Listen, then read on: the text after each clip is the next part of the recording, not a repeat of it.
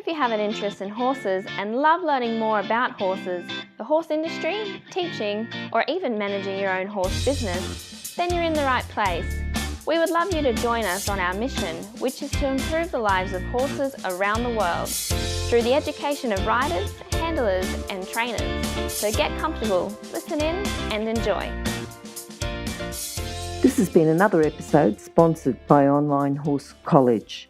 If you haven't had a look at the wide variety of equine-specific accredited courses, then go to onlinehorsecollege.com and I'll see you over there. Today's guest on Horse Chats is Claudia Macleay. Before we introduce Claudia, I'd like to talk about Sophie Barrington and Archer Creative, who are the sponsors of this episode.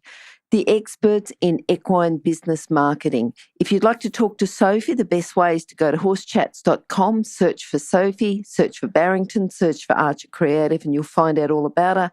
She'll be able to build you a website that's appealing, easy to navigate. If you want to talk to her, just go to Horse Chats and do a search.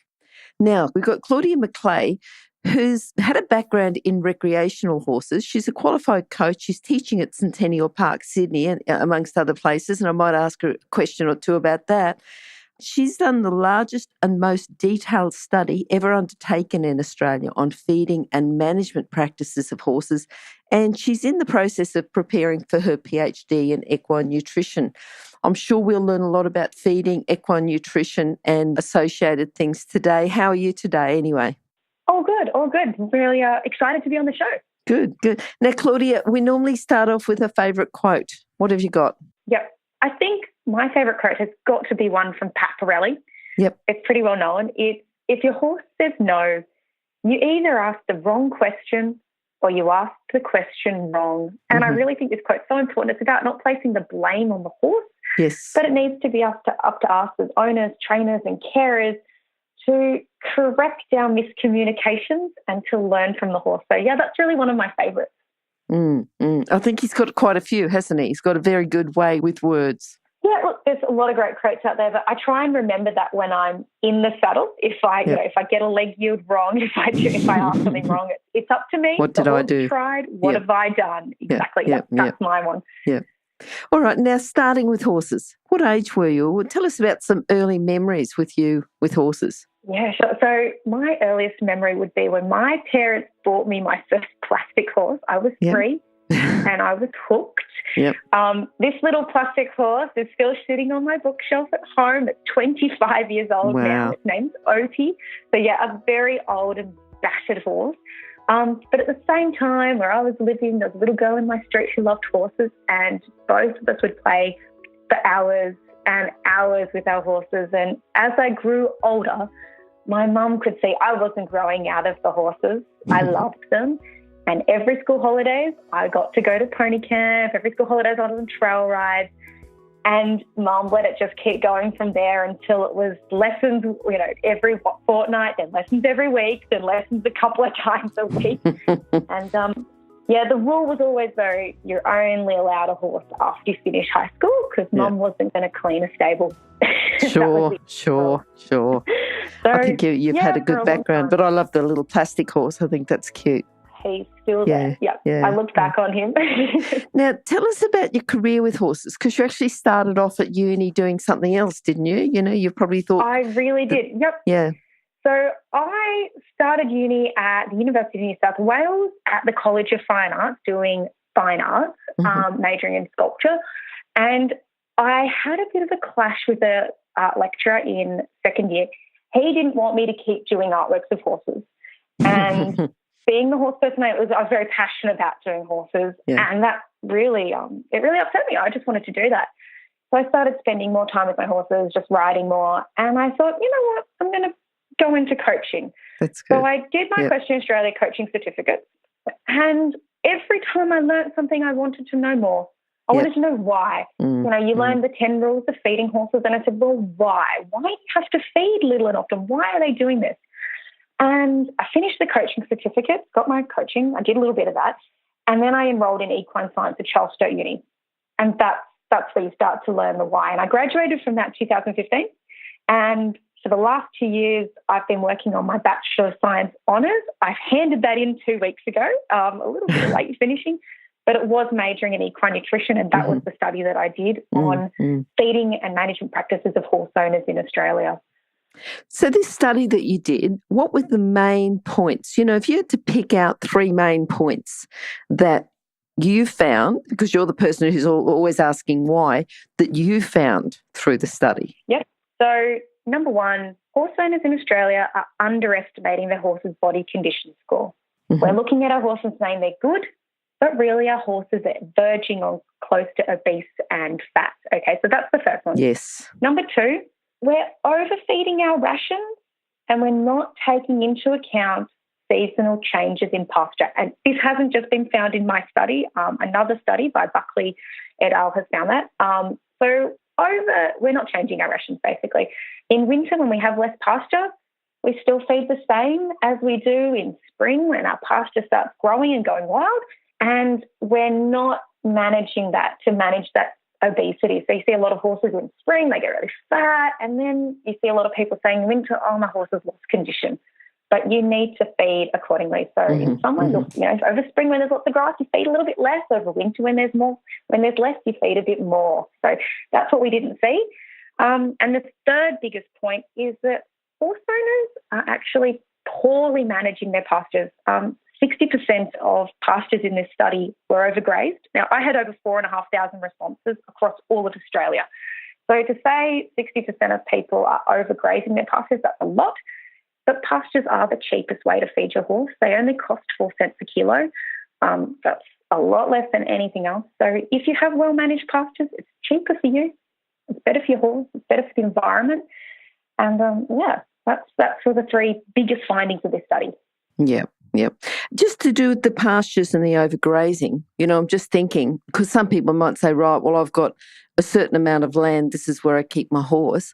Yeah. And that's it. And this is the stable and the yard that's associated with that bit of land. What can they do if they've got a certain bit of land, to just maximise the value? Yeah, to get more. Because sometimes if you cut them up, they just end up dirt piles. But what can they do? Yeah. Yeah, exactly. So this is when you have, number 1, divide your paddocks up, have what you call strip grazing. So if you're only on 5 acres, okay, yes. Look, I'm going to have 4 acres split up for each little paddock. I will not overgraze them. At the moment, I know a lot of people are in drought. This is when you have what you call a sacrifice paddock. So this is an area which, yes, it will become dirt. So you stop your horses from overgrazing that pasture. Don't let it turn into dust. When it's really wet, pop your horse into a sacrifice paddock so they don't churn up all the ground. So you have to have an area which you say, yep, this is just put aside to make sure that my pastures are well managed, that, your horse doesn't become obese on pasture, that your laminitic pony has a place to stay when he's not on pasture. And that's a really good way of managing your pastures. There's a lot of good resources out there for managing pastures in Australia, especially for laminitic horses as well. But that's the first thing you say. Have a sacrifice area and start dividing up pastures into grazing blocks and say, yep, they'll graze this one for a couple of days, put them in the next one, let that grass grow again. And, we're pretty good on that system as a rotational grazing system. Okay, now just as a general percentage, what % body weight should we be feeding to our horses? Yep, so generally they'll say it's 2% body weight. But that's very difficult because if your horses are on pasture, they will be eating and eating and eating, and horses can eat well over 2% of their body weight, and that's why they get fat. If you've got a ration, you'd definitely just start with looking at, number 1, if your pastures are adequate, you don't need a ration. That is something that I found in this study. Well-managed pastures are adequate. You've got a lot of them. There's a lot of biomass there. You don't need to feed a ration. If you're in drought feeding conditions, aim for 2%. You don't want to be feeding over because then you're wasting money on horses becoming fat. And they're over conditions. You can just keep them in a good body condition score. So, yes, 2% body weight for a 500-kilo horse, that's your average. You'll be looking at 10 kilos of dry matter. If you've got poor quality hay, you'll need to feed more to meet that dry matter percentage. So just as a rough example, a horse eating just wet grass, if you say wet matter, just that grass, can eat up to 80 kilos a day. I think that's, you talk about dry matter. Yeah. So that's everything without the water content. So that's what's really important to remember, that fresh grass is different from your hay. So if we're talking about just hay, you'd say, dry matter percentage, it's about 80% for something like good quality lucerne. So you feed about 12 kilos. So you do have to feed a lot to a big horse. All right, look, we'll come back to that, I think. But thinking about for someone working with horses, because you've worked with horses, you know, you've sort of worked in a couple of different areas. I imagine that when you're working in Centennial Park, it was a pretty busy place. And a few people, if you were looking for someone to work there, what sort of core skills or character traits do you think that they'd need to work in a busy riding school? Definitely. I think this goes for all people, everyone involved in horses. You need to have patience. That's always a good one. And the ability to step back from the situation. You know, whether it's at 9 o'clock at night and your horse has just put its leg to the fence, or you're riding and that half pass doesn't work, getting upset and frustrated never helps. You have to just take a breath in, step back and say, what has gone wrong? Okay. Because I've seen a lot of people get very flustered and they get upset and then things just spiral and it seems to get out of control. But the best horse people I've seen take a breath, they go slow and they have patience, and it helps you and it helps the horses so much more. So that's what I say. As long as someone has a little bit of patience and the ability to take a breath, they're the best skills that you can have. It's sort of going back to that original quote that you said too, isn't it? Exactly, Exactly what Pat Riley said. You know, you asked the wrong question, or did you ask the question wrong? So, it's for us to say, look, you know, it's up to us, not so much the horse. Yep. All right. What do you think's the best thing about working with horses? Yeah, I actually thought about this. I think even though the equine industry is so varied, you know, you've got racing to riding schools. Yep. The best thing is seeing how passionate people are towards looking after their horses. And people are very passionate towards their horses having good welfare. Yep. And that really inspires me. It makes me feel really pleased to be in the industry, that I know that if I'm doing something, it's going to help people and it's going to help them help their horses. So, I really love that part of it. Yeah. I think so too. What about people who've helped you? Who do you think's helped? Yeah. Besides a friend down the road that started off with her horse and your horse, and you know, I'm sure she would have had an influence earlier on. Yeah, definitely. I think the person who probably has influenced me the most would be a woman. Her name's Beryl Chick. Mm-hmm. She was the first person to give me riding lessons. I think I started when I was 6 with her. She actually passed away in May this year. She was 97. Wow. But when Beryl was younger, she rode in rodeos, she did trick riding. She actually performed for the Queen when she came to Australia in 1954. Yeah. And this lady, Beryl Chick, she was actually a Riley, and her great-grandfather was the man who's a man from Snowy River the poem was based on. Wow. This incredible equine family. But when I rode with Beryl, even when I was little, her mantra was always be soft with your hands and be kind to the horse. Mm-hmm. And, you know, when I get the saddle, I think back to all those years ago with Beryl and I think, be soft with your hands, be kind to the horse, and I try and make her proud. Yeah. So that's the person I think who's influenced me the most, you know, this wonderful little old lady with gnarly hands and bow legs. So, yeah. I'm trying to imagine her. Yep. What about horses? You must have had your first horse or a horse that's influenced you, or a few. Yeah. Yeah.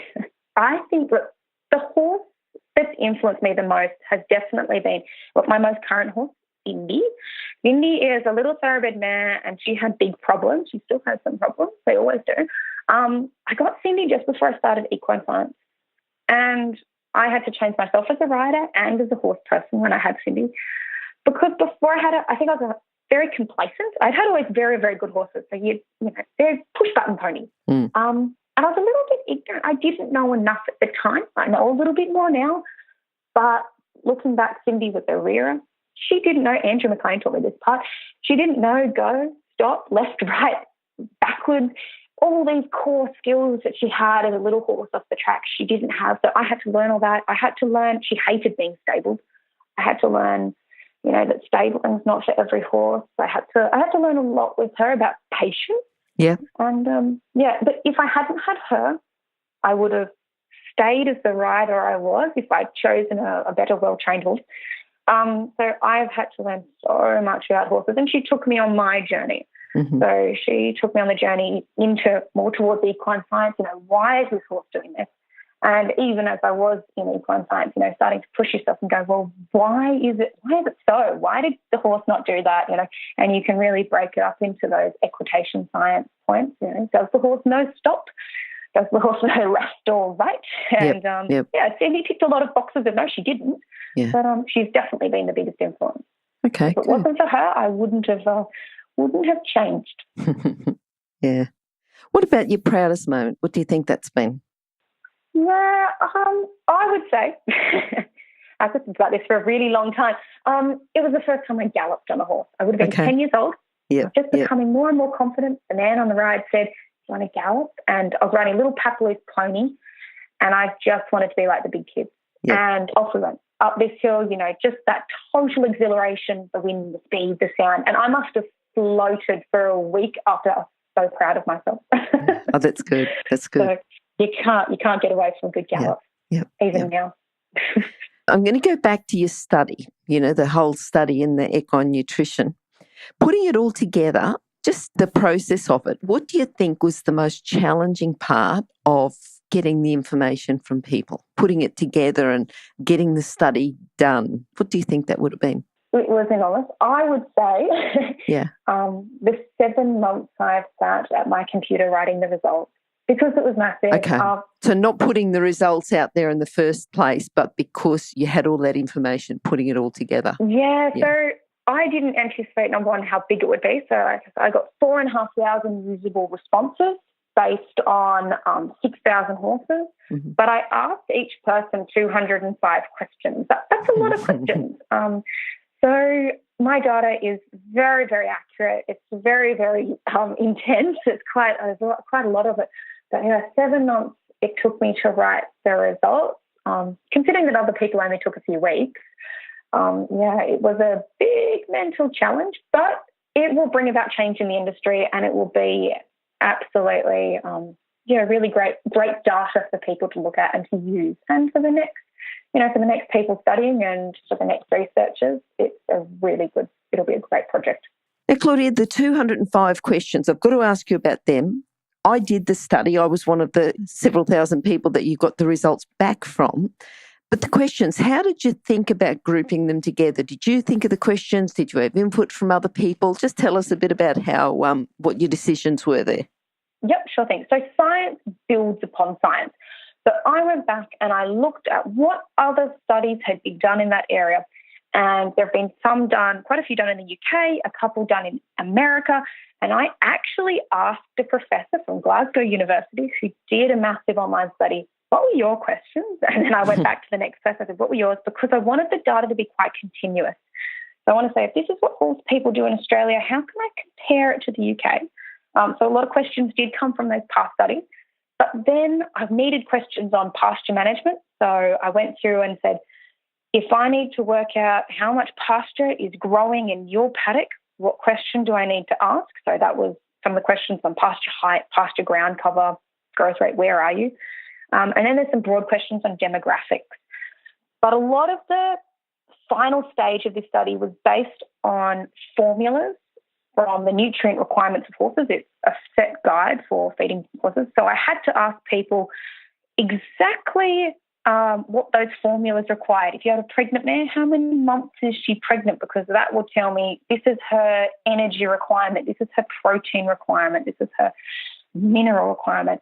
So that's why some of the questions are very specific. If you had a foal, if you had a weanling, if you had yearlings, so and then what was their weight. So a lot of the questions were also based on inputting data for the formulas. So that's how those questions really worked. Mm-hmm. Mm-hmm. Yeah, it was pretty big. Yeah, it was. Yeah, bigger than I had anticipated. Yes. Now, just going back to the overfeeding and people misreading the condition scoring, what do you think the solution is there?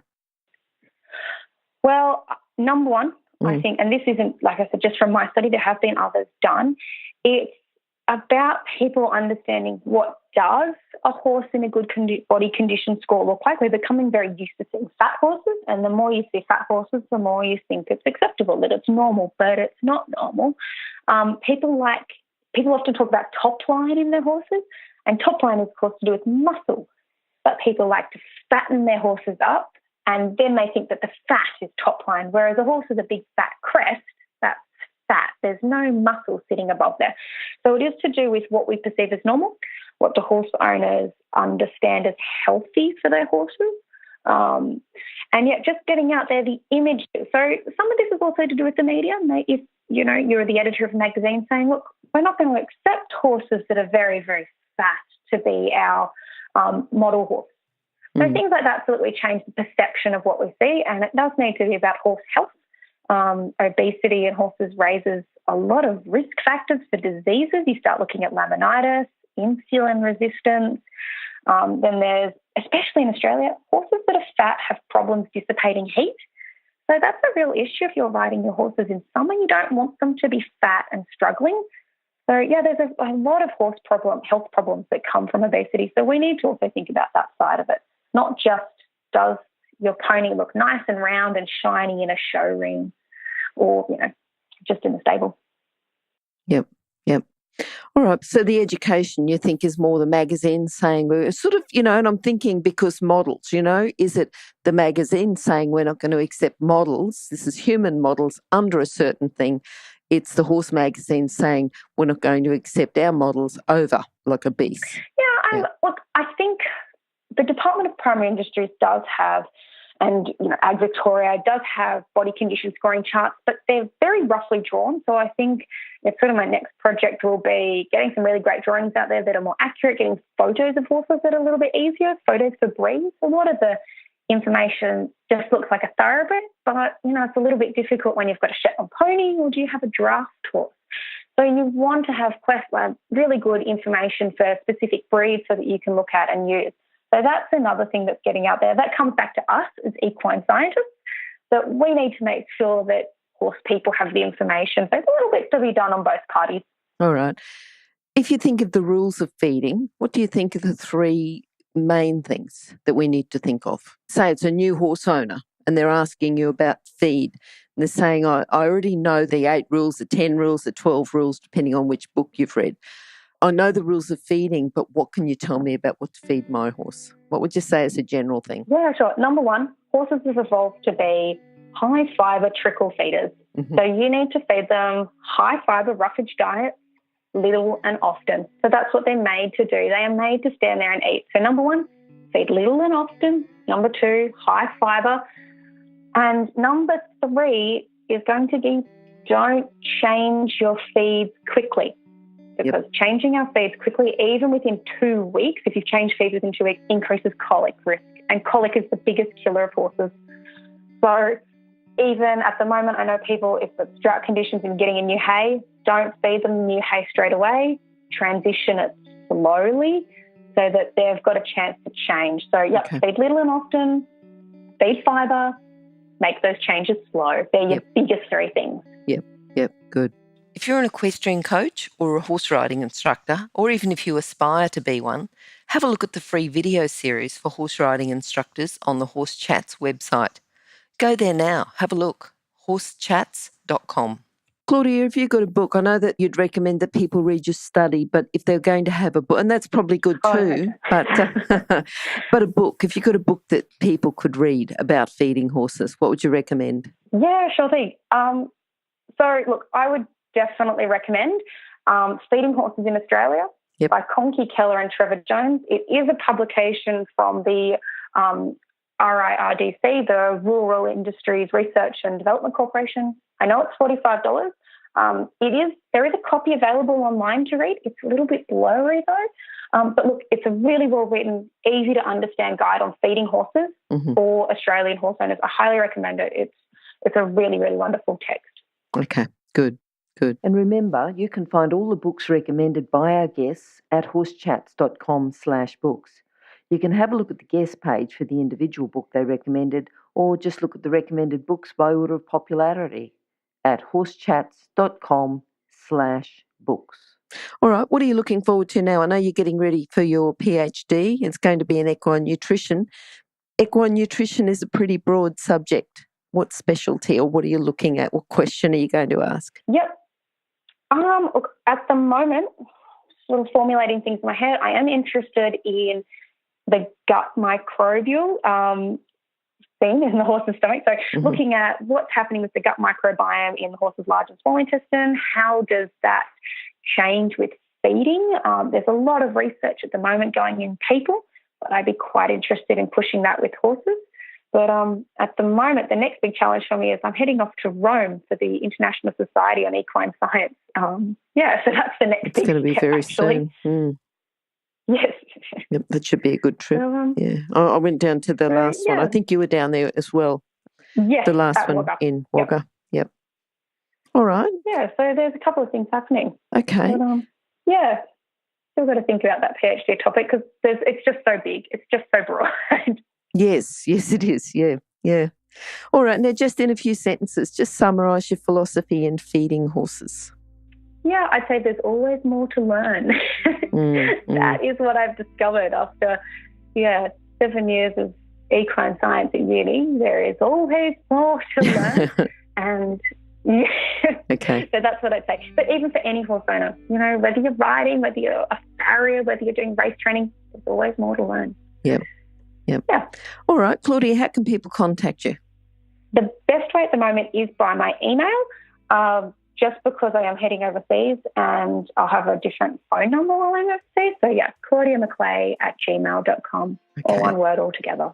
And we'll have those details on the page as well, which will be horsechats.com/Claudia Macleay, or just go to horsechats.com, search for Claudia or search for Macleay.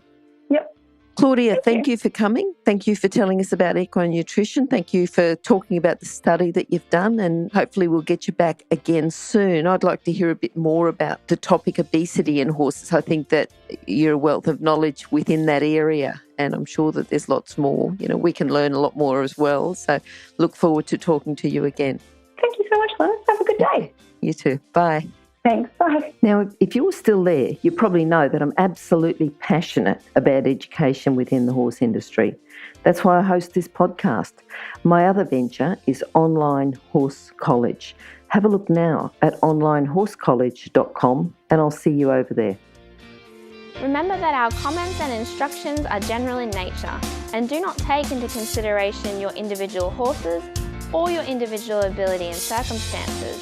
If you enjoyed this podcast, then please leave your comment below.